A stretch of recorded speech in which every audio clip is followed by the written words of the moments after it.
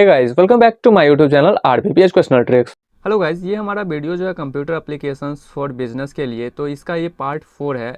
इस वीडियो में हम लोग देखने वाले हैं मेमोरीज एंड स्टोरेज डिवाइस। जितने भी मेमोरी डिवाइस और स्टोरेज डिवाइस होते हैं उसके बारे में जानेंगे।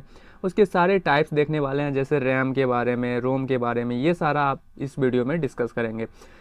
उसके बाद हम इसमें देखेंगे एचडीडी क्या होता है, सीडी क्या होता है, डीवीडी, पेन ड्राइव, ये सब क्या होता है, इसके बारे में हम इस वीडियो में देखने वाले हैं। ओके, और इससे पिछले वीडियो में हमने देखा था hardware of computer, types of hardware, input device and output device. अगर आपने ये वीडियोस नहीं देखा है अभी तक तो लिंक आपको डिस्क्रिप्शन में मिल जाएगा, ऊपर आई बटन में मिल जाएगा। तो वीडियो को जरूर देख लीजिएगा ताकि आने वाला अगला वीडियो आपको अच्छे से समझ में आ सके। तो चलिए बिना टाइम गवाए वीडियो को स्टार्ट करते हैं। तो सबसे पहला टॉपिक हमारा है मेमोरी एंड स्टोरेज डिवाइस। ये मेमोरी और स्टोरेज डिवाइस होता क्या है, मतलब कि जहाँ पे हम डाटा को स्टोर करके रखते हैं, वैसा डिवाइस जिसमें डाटा को, इन्फॉर्मेशन को स्टोर किया जा सके, उसे कहा जाता है मेमोरी और स्टोरेज डिवाइस। यहाँ देख लेते हैं, memory and storage device are used in computer for keeping the enter data and instructions through the input device. क्या करते हैं, डाटा को कीप मतलब संभाल कर रखने के लिए, इंफॉर्मेशन को संभाल कर रखने के लिए, इंस्ट्रक्शंस को संभाल कर रखने के लिए जिस डिवाइस का यूज़ किया जाता है, किसके द्वारा, थ्रू इनपुट डिवाइस के द्वारा। इनपुट डिवाइस जहाँ पे इंस्ट्रक्शंस डाटा को भेजता है, स्टोर करवाता है, उसे कहा जाता है मेमोरी एंड स्टोरेज डिवाइस। आगे देखेंगे, it is also use to keep the intermediate result. ये क्या करता है, उतना ही नहीं, डाटा को स्टोर तो करता ही है, साथ में इंटरमीडिएट के भी जो रिजल्ट होते हैं उसको भी स्टोर करके रखता है। ड्यू टू एग्जीक्यूशन प्रोसेस, जब प्रोसेस हो रहा होता है उस डाटा का तो उस टाइम भी उसको स्टोर करके रखा जाता है। As well as the final result, जो उसके बाद फाइनल रिजल्ट्स आता है आफ्टर प्रोसेसिंग के बाद, is also keeped in it, उसको भी ये संभाल कर रखता है, स्टोर करके रखता है। आगे है टाइप्स ऑफ मेमोरी और स्टोरेज डिवाइस। तो सबसे पहले हम टाइप की बात करें तो मेमोरी एंड स्टोरेज डिवाइस दो टाइप्स के होते हैं, एक होता है प्राइमरी और एक होता है सेकेंडरी। क्या होता है, एक प्राइमरी होगा जिसको फर्स्ट मेमोरी कहा जाता है और दूसरा होगा सेकेंडरी, ठीक है, जिसको सेकेंडरी मेमोरी कहते हैं। अब प्राइमरी मेमोरी में दो टाइप के मेमोरी होते हैं, एक होता है रैम, एक होता है रोम। आपने नाम सुना होगा रैम और रोम का, फ़ोन में भी आपने सुना होगा कि फ़ोन में 4 GB रैम, ठीक है, 128 GB रोम। तो इस तरह से ये भी एक मेमोरी होता है, तो यही रैम रोम के बारे में आगे बात करेंगे। अब रैम भी यहाँ पे दो टाइप के होते हैं, डी रैम और एस रैम। डी मतलब डायनेमिक, एस मतलब स्टैटिक रोम, ठीक है। आगे है रोम। तो रोम भी 3 टाइप्स के होते हैं, पी रोम, ई रोम और ई रोम। इसको पी रोम, इसको ई पी, इसको ई पी रोम भी कहा जाता है, ठीक है। इसको ई पी रोम एंड इसको कहा जाता है ई पी रोम, ठीक है। तो ई रोम या फिर ई रोम या फिर आप इस तरह से कह सकते हैं P ROM, E P ROM और ई पी रोम। यहाँ पे पी और यहाँ पे भी इसके ऊपर में पी। तो इस तरह से प्रोग्राम यहाँ पे डाल सकते हो। और वहाँ अगर हम सेकेंडरी डिवाइस में देखें, सेकेंडरी मेमोरी में, तो उसमें आते हैं magnetic memory, optical memory, flash memory. जैसे कि हमने सुना होगा नाम floppy disk, CD, DVD, pen drive, इसमें एचडी बोल सकते हैं, हार्ड डिस्क। तो ये सारे मेमोरी के टाइप्स हैं, हम एक एक करके अलग से पढ़ेंगे ताकि आपको अच्छे से समझ में आ जाए। अभी बस आप इतना याद रखिए कि मेमोरी 2 टाइप्स के होते हैं, एक होता है प्राइमरी मेमोरी एंड एक होता है सेकेंडरी मेमोरी। आगे देखते हैं इंटरनल और प्राइमरी मेमोरी क्या होता है। प्राइमरी मेमोरी को ही इंटरनल मेमोरी भी कहा जाता है, तो आप इसमें कन्फ्यूज़ नहीं होना है आपको, आप इंटरनल मेमोरी को प्राइमरी मेमोरी कहेंगे। यहाँ पे सबसे पहला पॉइंट है, internal memory is also known as primary memory. मैंने पहले कहा कि इंटरनल मेमोरी को ही प्राइमरी मेमोरी भी कहा जाता है। Primary memory is volatile in nature. Primary memory का जो नेचर होता है ना, वो वोलाटाइल होता है, ठीक है। उसके बाद है it design look like a Honey comb. ये जो होता है ना, इसका डिज़ाइन जो किया हो जाता है वो होता है किसके तरह, हनी कॉम्ब के जैसा, ओके। उसके बाद अगला पॉइंट है that has many small compartments. इसमें जो होता है ना, बहुत सारे कंपार्टमेंट्स होते हैं। These compartments are individually known as cell और मेमोरी सेल। इसमें जो बहुत सारे कंपार्टमेंट्स होते हैं उसको हम लोग किस नाम से जानते हैं, सेल के नाम से या मेमोरी सेल के नाम से, okay. These cells are recognized by unique built address. ये जो सेल्स होते हैं ये रिकॉग्नाइज होते हैं unique built in address, that can not be change, जिस एड्रेस को चेंज नहीं किया जा सकता है। ओके, आगे देखते हैं प्राइमरी मेमोरी के बारे में। Primary memory is the form of memory, ये एक फॉर्म है मेमोरी का, that is housed on rectangular circuit board, जो कि हाउस्ड होता है कहाँ पे, रेक्टेंगुलर सर्किट बोर्ड पे। It is a important line. Okay, तो आप देख सकते हैं यहाँ पे मैंने पॉइंट बाय पॉइंट इस तरीके से लिख दिया है ताकि आपको समझने में कोई भी दिक्कत ना हो।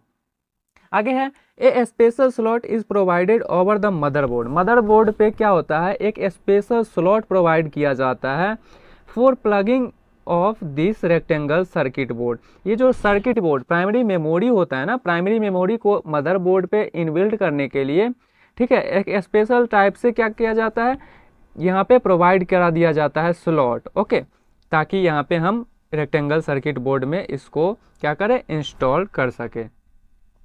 उसके बाद अगर हम देखेंगे प्राइमरी मेमोरी, तो प्राइमरी मेमोरी जो होते हैं दो टाइप के, एक होता है रैम और दूसरा होता है रोम।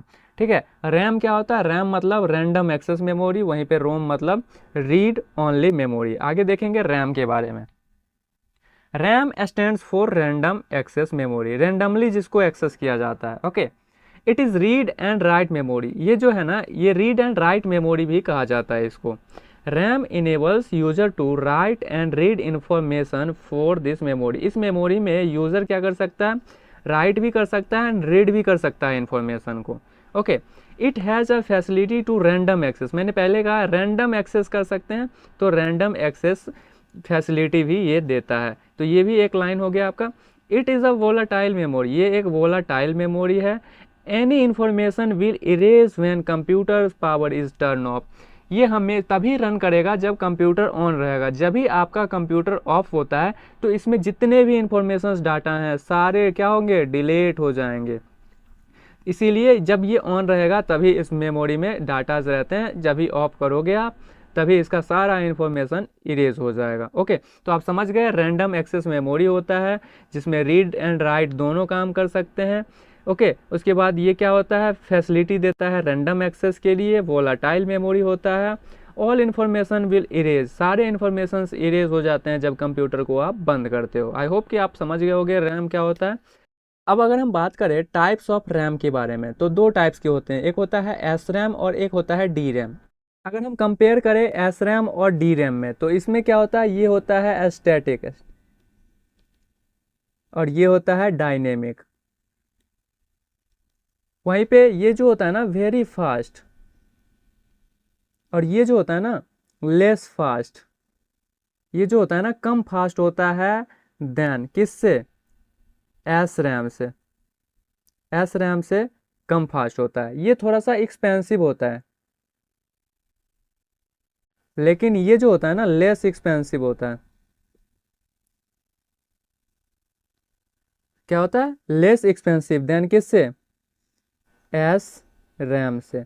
तो आप समझ गए कि ये दो टाइप्स के होते हैं रैम। रैम जो होता है दो टाइप का होता है रैम, एक होता है एस रैम, एक होता है डी रैम। एस रैम जो होता है ये फास्ट होता है और डी रैम भी फास्ट होता है, लेकिन लेस देन होता है फास्ट किससे, स्टैटिक से। वहीं पे जो होता है ना ये थोड़ा सा कम, ये ज़्यादा एक्सपेंसिव होता है और डी रैम जो होता है थोड़ा कम एक्सपेंसिव होता है। ओके, अब हम लोग देखेंगे रोम के बारे में। तो रोम क्या होता है, रोम stands for read only memory. जैसे रैम का था रैंडम एक्सेस मेमोरी, वैसे ही रोम का होता है रीड ओनली मेमोरी। इसमें डाटा को ओनली रीड किया जा सकता है, राइट नहीं किया जा सकता है। This memory consist the several built in program called micro programs. इसमें जो प्रोग्राम्स बिल्ड किए जाते हैं ना उसको माइक्रो प्रोग्राम्स कहा जाता है। For monitoring the control unit, ये क्यों किया जाता है, कंट्रोल यूनिट को मॉनिटर करने के लिए इसमें प्रोग्राम क्या किए जाते हैं, बिल्ड किए जाते हैं। Okay, all operations are directed by control unit. इसमें जितने भी ऑपरेशंस होते हैं डायरेक्टेड होते हैं किसके द्वारा, कंट्रोल यूनिट के द्वारा, accordance with the these program. Okay, उसके बाद है रोम, BIOS मतलब read only memory basic input output service is one of the micro program. ये जो है ना रोम बायस, इसको ये क्या है ना, one of the micro programme, एक माइक्रो प्रोग्राम है used for monitoring basic computer operations. Computer के जितने भी बेसिक कंप्यूटर ऑपरेशंस होते हैं उसको मॉनिटर करने के लिए रोम क्या किया जाता है, बिल्ड किया जाता है प्रोग्राम।